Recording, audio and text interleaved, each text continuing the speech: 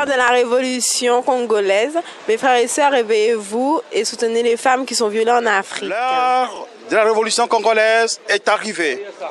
Congolais, Congolaises, debout, debout, debout, debout. L'heure de la révolution congolaise. Donc on pense tous ici très fort à vous en France et on vous soutient à 100%. Voilà, donc nous voulons soutenir toutes les femmes violées donc au Congo. Donc tout ce qu'on veut vous dire, pardon, c'est voilà, il faut lutter, il faut pas abandonner et on est tous avec vous d'ici Paris. Donc voilà. Réveillez-vous.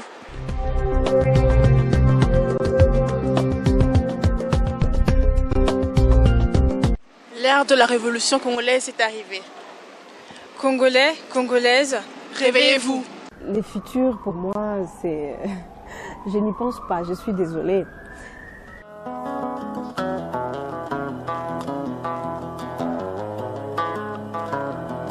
tozomona na internet bazoviolaka basi bazoviole bana biso ya mike donc esa biso pasi elingo bake biso bamama totelema parce que bamama nde basimbi mboka donc totika makambo komona bazoviole bato mpe biso tozosepela esa biso pasi biso tozala libana na mboka eya mpe biso mpe tokoki koya na mboka bakoki kosala biso yango. Ndugu yangu ya Kongo, banamuke, banaume, batoto, bazazi, tusutenir banduku yetu ku Nord Kivu, ku Sud Kivu beko viole.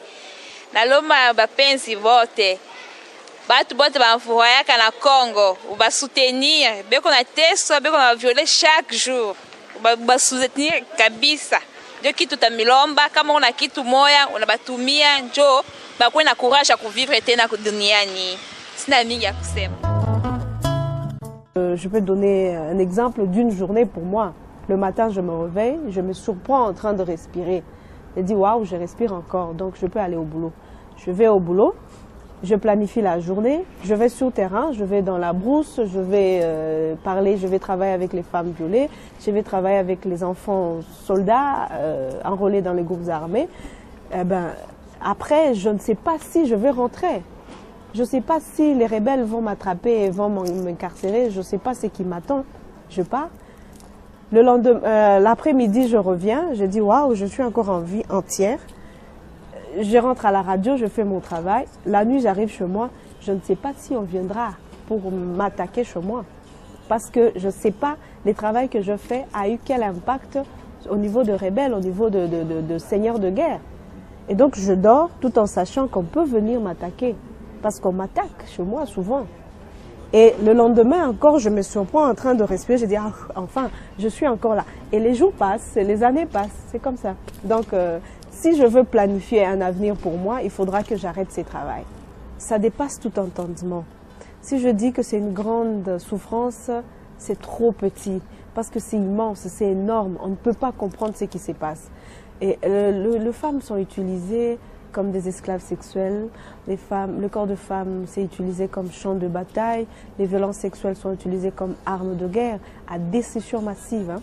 Et donc c'est à l'image même de l'utilisation d'une bombe atomique, je vous le dis. Parce que les désastres, le dégât, les conséquences sont incommensurables. On ne peut pas imaginer si on ne voit pas. Et ben pour les femmes d'Afrique qui se font violer, c'est vrai que de nos jours, ça ne se fait plus, ça ne doit pas exister, ça ne doit plus exister. Donc les femmes d'Afrique, réveillez-vous. Par rapport aux guerres aussi, il faut que nous réveillons tous par rapport aux atrocités, ce qui se passe de part et d'autre dans les différents pays d'Afrique et les jeunes filles qui sont agressées, séquestrées, violées et tuées.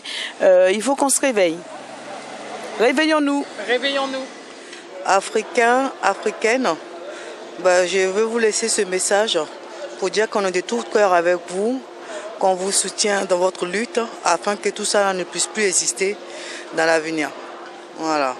Donc nous luttons, nous espérons que la lutte ne sera pas en vain et que nous arriverons tous ensemble, en nous unissant, à faire bouger les choses. Ce qui se passe. Je peux le raconter ici, mais vous ne pouvez pas savoir si vous voyez. C'est encore atroce parce que la femme est détruite complètement, dans tout son corps, physiquement, moralement, mentalement, intellectuellement, tout. Donc, on n'arrive pas à avoir le mot. Et donc on peut parler carrément de féminicide.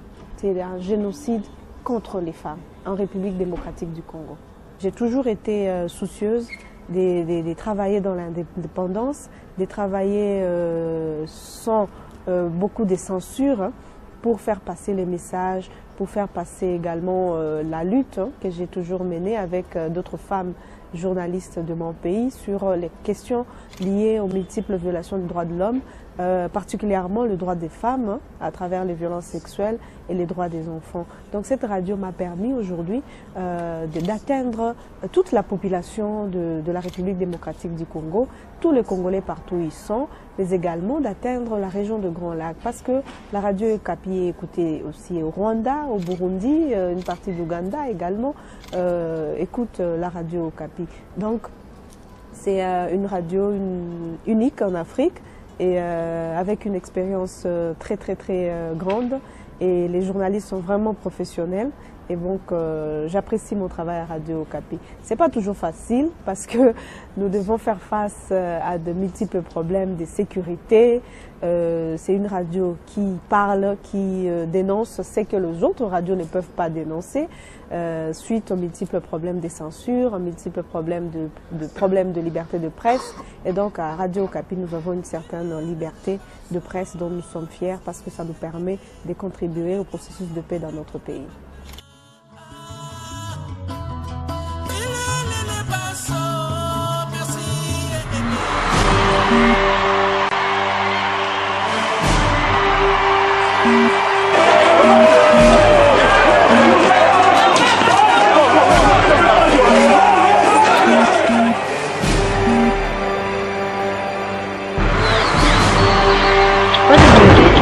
www.nouslescombattants.com